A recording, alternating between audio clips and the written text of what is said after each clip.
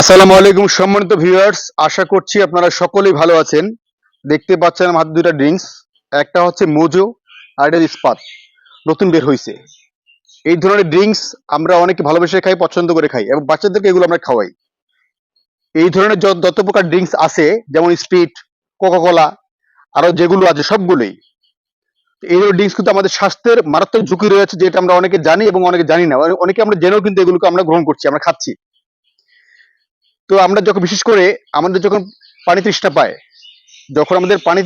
তখন আমরা পানি তৃষ্ণা নিবারণের জন্য এই ধরনের ড্রিঙ্কস খাই রাস্তাঘাটে বা অফিসে।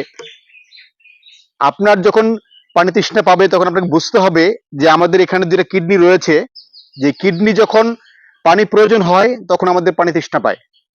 তখন আমরা সেই পানি তৃষ্ণা নিবারণের জন্য যখন আমরা এই ধরনের ড্রিঙ্কস খাই, তখন আমাদের কিডনি মারাত্মকভাবে ক্ষতিগ্রস্ত হয় এবং নষ্ট হয়ে যেতে পারে একটা সময়।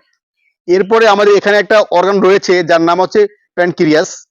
এই প্যানক্রিয়াসের কাজ হচ্ছে আপনার শরীরে ইনসুলিন উৎপন্ন করা। এই প্যানক্রিয়াস আপনার এই ধরনের ড্রিঙ্কস খাওয়ার ফলে এই প্যানক্রিয়াস সম্পূর্ণ নষ্ট হয়ে যাবে।